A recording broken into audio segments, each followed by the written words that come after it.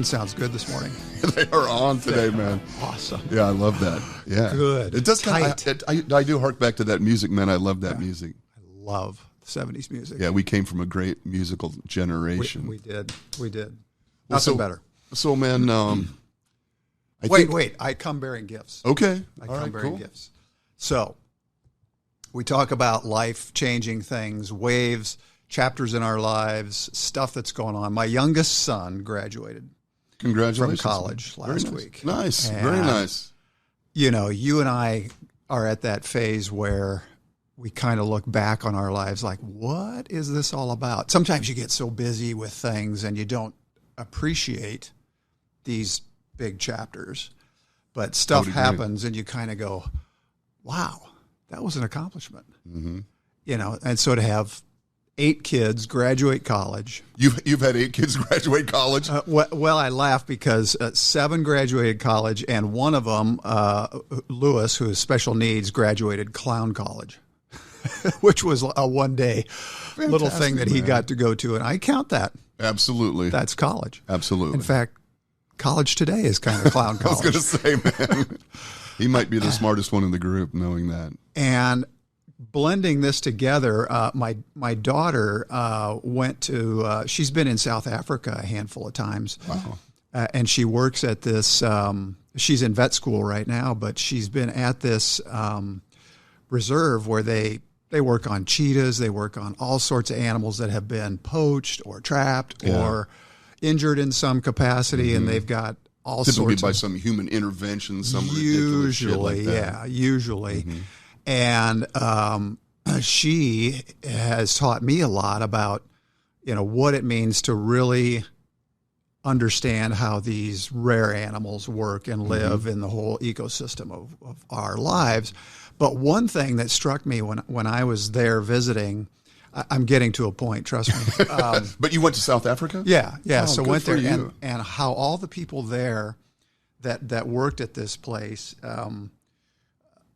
really early in the morning when they would track animals, and they would say, like, we went out on a safari and they were saying, you know, you can tell how these animals, which way they're going, what's happening in their lives just by how their prints are in the sand and what's happening in their lives. And it was fascinating because you can learn so much from such little things like that.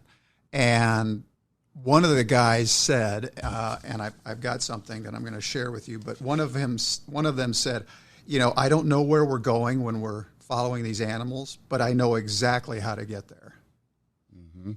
And that really struck me. And so in this book I found, it's called The Lion Tracker's Guide to Life.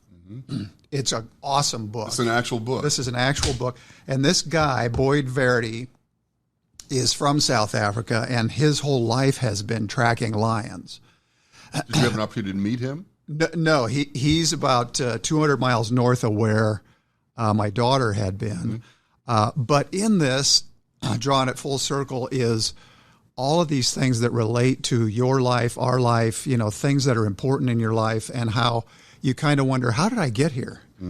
You know, and the whole purpose of this book and what this guy says and on these safaris is, you know, I just don't really know where we're going. I know exactly how we're going to get there, though. And that's like with my son. I was sitting there in the audience kind of going, I'm not sure where he's going. I'm not sure where I'm even going. But I do know how I'm going to get there. Yeah. And you just kind of keep following instinct and following gut and following stuff in life. Isn't that interesting? It really is. It's a great book. Thank you very much, man. I appreciate it. It's a great book. Because I have no idea where I'm going, typically. Yeah. I'm certainly not strategic in that way. I think there's a lot of people like that, our age. Because you kind of wake up and go, God, my kid's graduated. Now what? Well, I don't know. Let's just figure it out as we go. Yeah.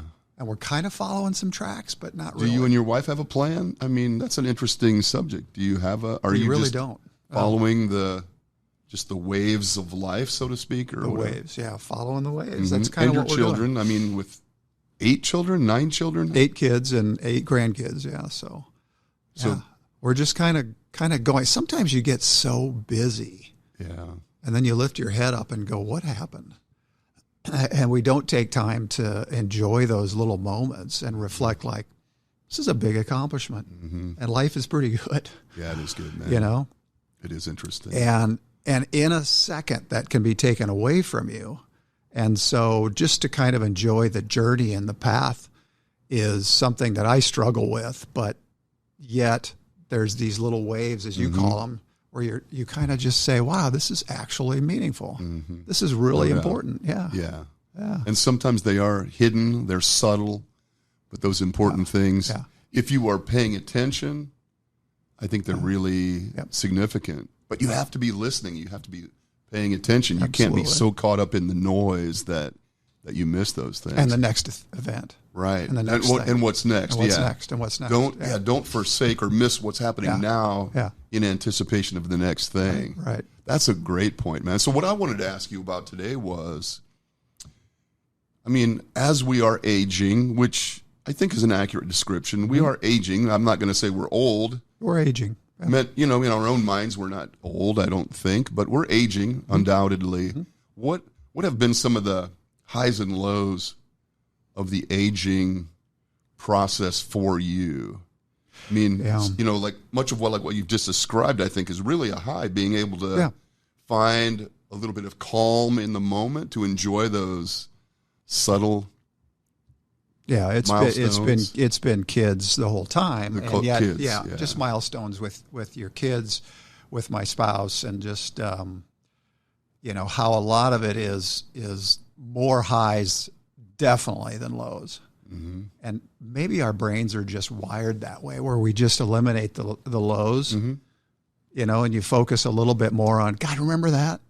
Yeah. You know, when you get together and you talk about stuff that really, really matters. And so I would say it's the joy of the kids and seeing them succeed in whatever they decide to do and that they're happy.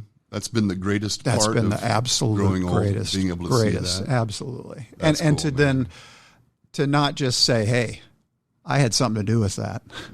Yeah, not to gloat in that moment. It's all them. Yeah, it's all them. And just to say, you give them how about you? Well, when I was thinking about this, I think gratitude came to mind for me too. Yeah. I think I have a much more acute sense of gratitude. I used to, people, when you're 20 or 30 and somebody does something nice for you, I was taught to say thank you. I mean, I'm not sure I was actually grateful. I'm not sure I really thought much about it, but I said the right things, or my dad would have backhanded me. That was kind of the era that we lived in. Say thank you, or please, whatever. But totally, yep. But now, as a grown man, I get up every morning and I'm grateful for another day, another shot at it. I try to be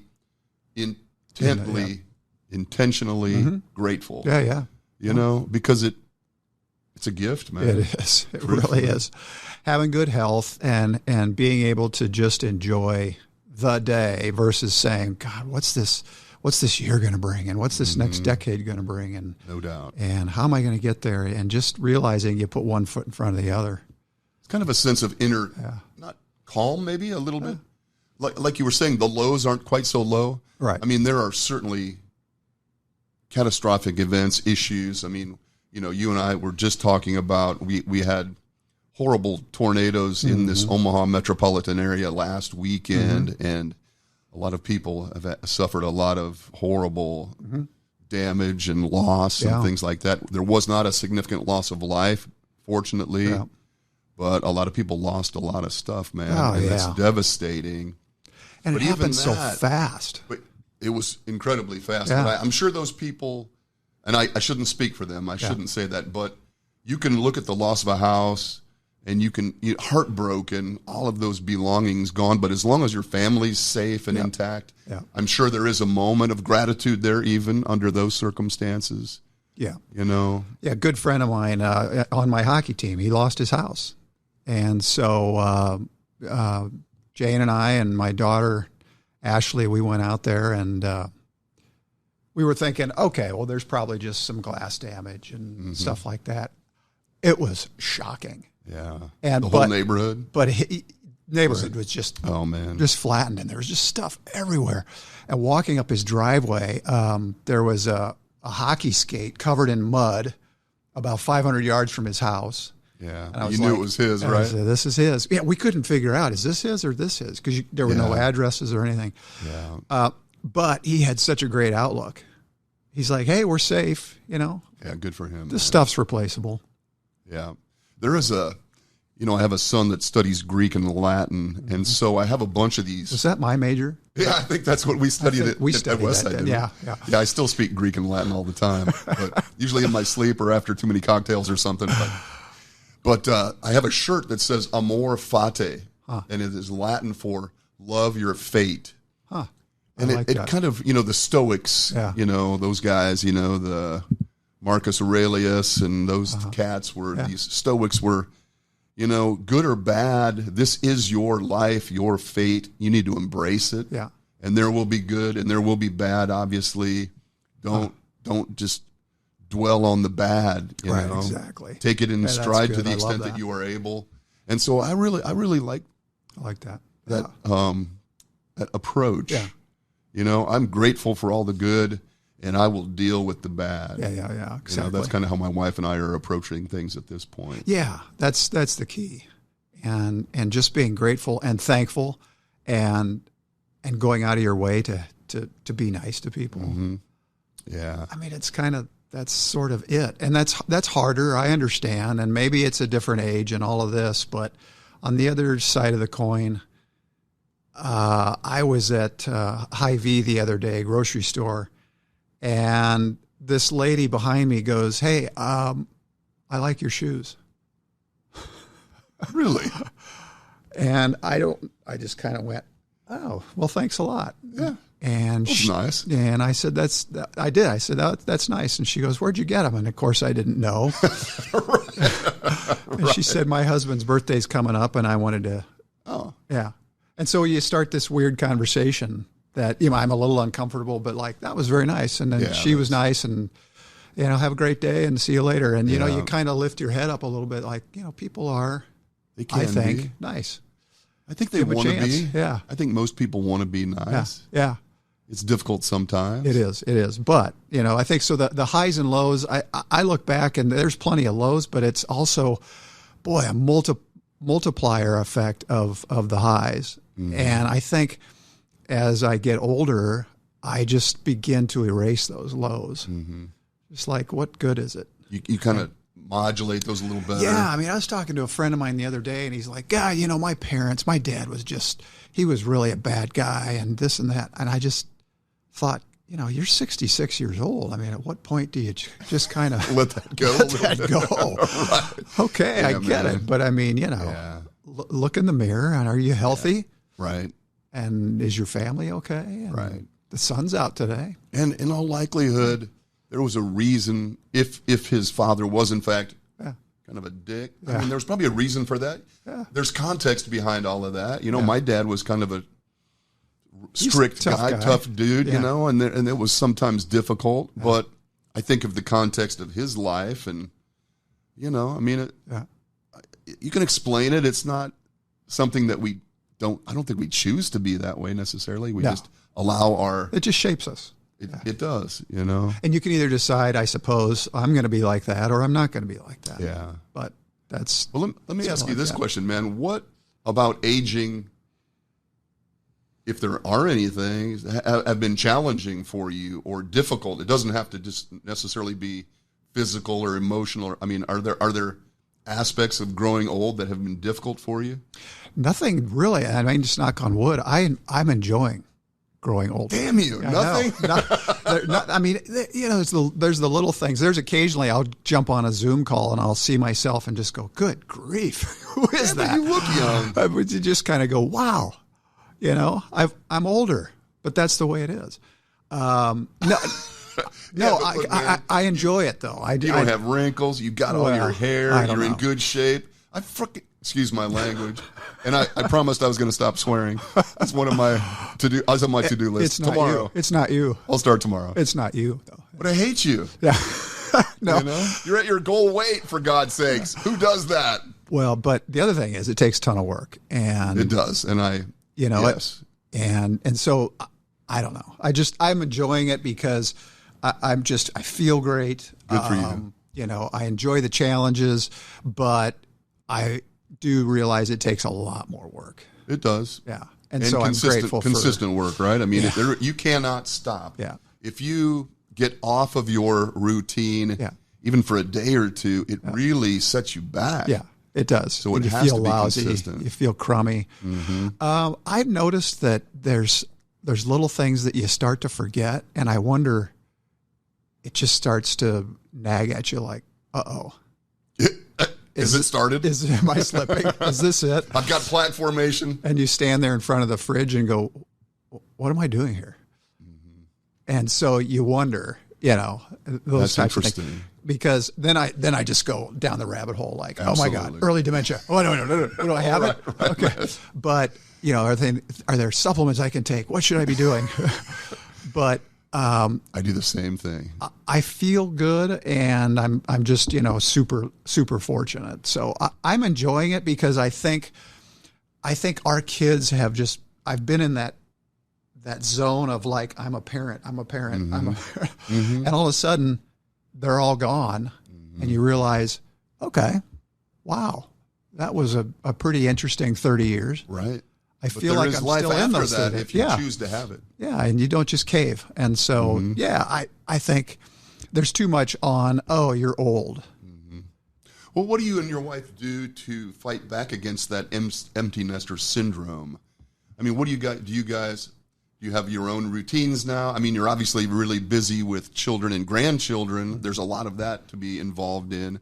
But do you guys, have you like taken up like a hobbies together, or do you do activities together, or are you so busy that just active in stuff that we both love to do, so I just do a variety of things. She does as well. And we love to travel periodically, but we travel and like to just go to interesting places. Yeah, nice. And we've toyed with the idea, and this sounds so arrogant, but it's like, should we buy a house somewhere? But I don't think that makes sense. We love to just go visit our kids, but also go to new and interesting places and just see what's in store. That's kind of it. Interesting. And she wants to hit all 50 states, and I think she's at, including her childhood, like 42 or something, and so I think that's kind of a cool thing. Yeah, just to say, okay, I was there. Yeah. But no, it's things like that just keep it a little fresh and interesting. But she's deep into wedding planning right now, so that is something that's coming up.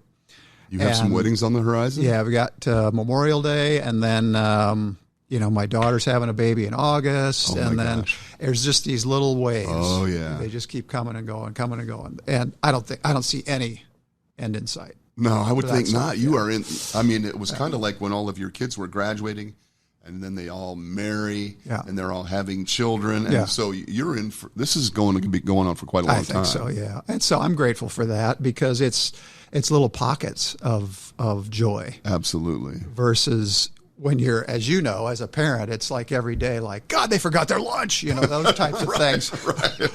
So then all of a sudden they're walking across the stage and you kind of go, wow, that was fast. Right. I was just picking up dirty clothes laying all over the house. And now, I have a son, my son that lives in Colorado, is home. He actually finished he was working at Winter Park as a snowboarding instructor, right. And his contract ended. And so he had to move out of the on-site, on-resort living accommodation. So he moved out. He'd already left his apartment because he couldn't keep an apartment while he was doing that. So now he's homeless and jobless. Yeah. And so he came home for a few days. So he's been home with us for a few days, and it's been great, man. Yeah. It's great. Now I can see. Now, what do you do with that? Do you say, okay, should we sit down? Do I need to be a parent again and help you here, or do you want him to just figure it out? That's interesting. Yeah. I want him desperately to meet and speak with you because, his brain works more like your brain. He's more in your world. He's a very bright kid. He's kind of interested in artificial intelligence and these new technologies, and he's all over the place. He's a writer, an excellent writer and communicator. And so I thought, you really need to speak with Mark just so he can because I can't really give him any guidance. He apparently does not want to take over the safety empire, So both of my boys look at me like, You're kidding, right? I was like, no, man, you could step right into this safety gold mine that I've built for you. Well, no, I got to tell and you. both of them, I'd rather be homeless and jobless, I think, which is, it is what it is. Yeah, but maybe they'll re-examine that, though. My that's tendency a nice is, gig. I want to be that father. I want to give him advice, but he doesn't want it. And I can when you start to go down that road, his eyes kind of glaze over. Really? Yeah. And I can hear the volume on his earbuds going up. And he starts to, and I just realize that's not what he needs. Yeah. He'll get it figured out.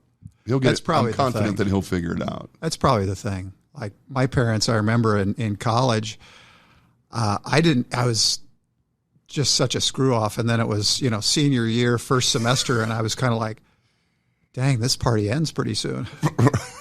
Right. Yeah, and so it was sort of like, well, hey, mom and dad, I'm trying to figure this out. And, to them, they said, well, the gravy train is ending. So yeah. You're coming to the station. You figure it out. Right. Yeah. But you did. And so you had to. Yeah. Yeah. And he will. And he will, I think. I think kids are pretty bright. He is. He'll get it figured out. He's got some buddies that he's working on some, they're kind of that, they want to be entrepreneurs. Mm-hmm. They want to be the people that you interact with. So they get together, they talk about what kind of projects could we get involved in. He still writes. He does some syndicated writing for a guy that, that sends him work periodically. So he can work from anywhere because, he just does some research and writes and submits it. And God, people can't write these days. It's crazy. So that's a rare commodity. Yes. Both of my boys are really good writers, which I'm really proud of and grateful for. I don't know how that will serve them other than I think it can't be there's too much reliance on Chat GPT to say, okay, I've got a term paper due, so write this for me. Yeah.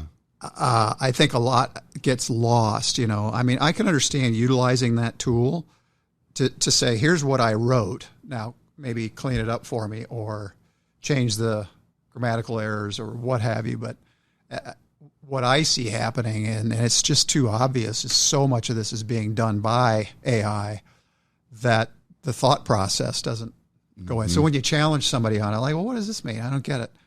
And they just freeze up like, well, I didn't write that. Yeah, I wish I knew. Yeah, and so a good writer these days, somebody who can just put pen to paper and just is pretty rare. Well, yeah, pretty I think. But anyway, so I just wonder when something like that. Yeah, we'll see. We'll see what that leads him to. Yeah. But I think he's staying with us for a few more days. Then he's going to get on the road and visit a few friends. Yeah. He was locked on the mountain for 6 months, basically. So he's going to get out a little bit. Yeah. Then probably go back Colorado's direction and work and see what's next, I suppose. Next. That's what happens. Yeah. But I think there's a lot of those important chapters, both in their lives and yours, to where you kind of say, I've done my job here. Mm-hmm. I mean, I want to support. You don't want to see anybody struggle. But on the other hand, it's sort of like maybe the struggle's good. I think there is some value in the struggle to some degree. Yeah. You don't want to be the safety net just continuously, other than maybe in a real significant, serious issue. I mean, you got to scrape your knees a little bit, so to speak, I guess. But my inclination is to tell him what he needs to do. Yeah. As if I have go do this. Yeah. So we're struggling with that a little bit. Yeah. I bite my tongue frequently. Have to. So nothing. You don't have any. You're frustrated. You don't have any aging issues. Well, yeah. I mean, like your knees hurt. No, nothing hurts. Nothing hurts. Don't have tachycardia. Your heart's not racing. Everybody's fine. Gosh, so far. Oh my goodness, man. But vision and. Thank you. What? You're can't see. Myopic. Do you wear readers? I don't wear readers. Oh my God! Are you serious? But nothing. Jane wears readers. It's hysterical. Thank you, Jane. There must be 300 pairs of readers around our house. And she's always asking, "Have you seen my glasses? Where's my glasses?" The other day she had one on her head. She had a pair on. That is so funny. but no. I mean, I'm really lucky, and I know what it's going to be is just like a dump truck's going to come hit me and everything's just going to completely fall over, right? I'll be a complete mess. No, actually, I think you're right. I mean, I think it is a lot of work. It's a ton of work. And you're aware of that and you're willing to put in the work. Yeah. And so that How about the you? difference. Well, I have a whole list of stuff I was going to, but I'm not even going to mention it now. It makes me, Make the list. Yeah, but See what we got. I would tell you the most significant aging artifact in my life is sleep. Oh, really? When I was in my early 50s, which has been 13 years ago, I stopped sleeping. Huh. I could not fall asleep. And I don't know if it was some kind of biochemical thing in my brain or if it was just stress. More likely it was a stress-related issue, a work-life stress thing or something. But I stopped sleeping. I mean, I'd lay down and I could not fall asleep. You know, I might be sitting in the chair. For how long? All night. I would like lay in bed until I had to get up and go to work. Yeah. And so, you know, after 2 or 3 nights of that, you're not functioning very well and you kind of crash and burn at the end of a period like that. Yeah. It was horrible. And I used to be the guy, I would be asleep before my head hit the pillow, you know, I would be out. Yeah. And so I can remember trying some of the over-the-counter, that old traditional remedies, you know. I'm drinking warm milk, I'm taking melatonin, I'm doing all of those. I'm doing some guided meditation and all these other things that really didn't work. So I can remember my wife and I were out in California visiting my wife's sister. She's an OB-GYN, and her husband is an ophthalmologist, 2 bright medical people. And I mentioned, you know, that I wasn't sleeping particularly well, and she said, well, you know, try this. And she slipped me like a pharmaceutical sleep aid, you know. And I'm like, she goes, it's a real low dose, very mild. And I took it, and I slept for the first time through the night in weeks. Didn't wake up. Did not wake up. Probably about 6 or 7 hours of sleep. And I was like, oh my gosh, this is amazing. Well, 10 years later, I'm still taking it. Really? Literally. And I don't know if it's decaying my brain. I don't know what, there has to be a consequence to taking this medicine, right? Ultimately. There are no pharmaceuticals that don't have a downside. But I've been taking it almost every night for about 10 years. I'm sure my doctor is, but now it works. You sleep though? 8 hours, 7 hours? No, I sleep about 6 hours. 6 hours. About 6 hours. And you get by on that. I get by on 6 hours. So you go to bed at 10, 9, 11? I typically go to bed at about 11 o'clock, and I will sleep till 5, 5:30. Wow. And then I have to get up and go to the bathroom because I'm 64. Right. And so there is that once I wake, I need to go to the bathroom. I don't have, it's not like multiple times through the night yet. Hopefully that doesn't happen, but. I will say that's one thing. I get up at least 3 times. Do you? It's so frustrating. Yeah. Are you drinking a gallon of water like right before bed or something? I drink way too close to bed. That might be part of it. I drink 100 ounces of water a day. Right. And my problem is it's like 8 or 9 o'clock and I'm still throwing water down. Yeah. So I shouldn't, but still. Yeah. I mean, that might help it a little bit. That's the trade-off. But you go back to sleep then when you go back and lay that back down? Yeah. But I take a little bit of this thing called sleep sauna, which is it's like a little shot, but I take maybe a third of that a night and a magnesium pill. I think magnesium is really useful for the evening. I think it really makes you. You know, when we talk about supplementation, I think that's one that will come up in conversation because I know my wife takes magnesium at bedtime. My wife will take, and my wife exercises every day. Yeah, she's running a half next week. She's running the half marathon next weekend. She's been training for this. She's in great shape. She's going to run the half, no problem. Yeah. If she's not running, she's walking or lifting or going to the gym or she's doing Pilates. She's very active. And every night about 9:30, she makes this sleepy time tea. Oh, yeah. You know, you can buy sleepy time tea at the store, non-caffeinated, and mixes in some magnesium powder. She uses that Thorn brand or whatever it is. Yeah. And she'll drink that out. Just gone. 10 o'clock. You know, I'm like, hey, you got to go to bed, you know. And then I slam my Ambien down, you know, drink a couple of shots of bourbon, and then if I time it right. Not advised. Yeah, we're not, this is not medical advice by any means, but if I time it correctly, I can get to bed and fall asleep. If I mistime it, I'm sleeping face down on the carpet or something, you know. So God, sleep is so important. It is so important. I can't believe you get by on 6 hours. That's incredible. Well, you see how I function. I'm not functioning. I mean, if you believe the pundits or the smart people, I'm not functioning at my highest level because 6 hours is not enough typically. Yeah. I don't know. There's some people that get by, really. There's some that need 9 hours and 10 hours, you know. Yeah. They're called sloths. You know, but, right? Yeah. They're called teenagers. Yeah, they're teenagers, right? Right. My boys were, I know my son Kent got home. He's 26. Yeah. Went to bed, you know, Thursday evening and woke up Saturday, I think, you know, because he hadn't slept literally for a pulse, right? For months, you know. But I just wish, again, amor fati, right? I mean, I'm grateful to get up in the morning. Yeah. But if I could change something, it would be sleep. Yeah. I would love to be able to sleep. Do you dream? You know, that's a great question because I don't know what brain waves are happening under the influence of this Ambien, is what I take. Yeah. I'm told that you don't go into deep REM sleep when you take this type of medicine. Interesting. So I dream in that period post urination and go back to bed. So when I wake up during the Ambien phase, I'm not aware that I'm dreaming. Okay. So you don't even know. I don't even know. But if I get up and have to go to the bathroom, come back, lay down, and I'm fortunate enough to fall back asleep, I dream like crazy. In that last hour or whatever, that 30 minutes or hour. Do you have a sleep tracker? Do you wear a sleep tracker? I don't. It's pretty interesting stuff. Do you? I wear this all the time. And that is an Apple Watch, yeah. Okay. Yeah. And, you know, initially I thought, well, I don't even know what this stuff means. But then I started to watch the little charts that they do. And, you know, you're in, you know, deep sleep or REM sleep or light sleep, and then you're awake. Mm-hmm. And there were nights that I'd be awake 45 minutes to an hour, not even realize it, but you're just kind of doing this. Tossing, turning. Mm-hmm. And, you know, the deep sleep, which you really need, and the REM sleep, you know, I was kind of like 25 to 30 minutes a night. And the rest was in light sleep, which is okay, but it's not restful. Mm-hmm.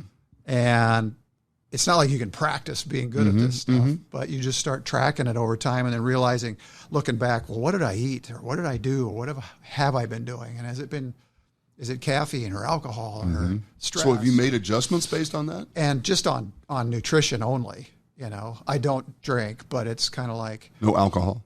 Occasional beer now and then. Okay. Yeah. But no alcohol, regular alcohol. Okay. And I just don't like it, that's all. Yeah. But the impact on, you know, when you eat and what you eat and how you eat, all of a sudden I started to notice, well, wow, I got a lot of REM sleep. You know, like we're talking, you know, an hour or more and an hour of deep sleep. And I wouldn't have known that if I didn't have this, just tracking it. And so, you know, then you just start dialing something back and adding something in or eating earlier in the evening versus late in the evening and stuff like that. For me, that's worked. It doesn't work for everybody. No, I think that's really sound. But you might do the try trial and error substitution thing. You might try it. I mean, get one of these or get there's a Whoop band, it's called, or a Fitbit. Okay. And it would be interesting to know. Just to see, because you may be surprised. You might be in deep sleep all night. Maybe. And dreaming, I think, is just fascinating. I do too. What is going on up here? I do too, man. That would be a great segment. We should do a segment on dreaming. Do you have recurrent dreams? Like a similar theme that comes up periodically? I don't think so. No. I have nothing that comes I have a couple of recurrent dreams that are very anxious dreams. You know, like falling dreams. Like one of them is being chased, and then I'm running from something, and then I fly. I leave the ground and like soar, like kind soar. of. Like Superboy kind of thing. Kind of Superboy thing. No leotard or anything, no cape.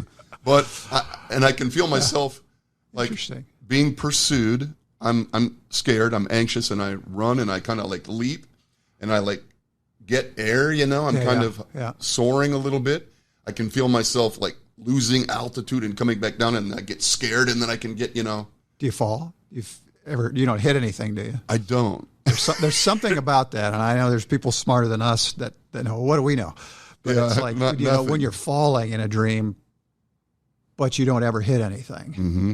what that means. There's some significance there. But interesting. We should bring a dream person. Let's bring a dream person on. That would be kind of dream interesting. people. Let us know. Yeah, I'd love to have that conversation, because I have the other one is the one where I am missing my final exam in school. I can't find the classroom. I've never been to the class.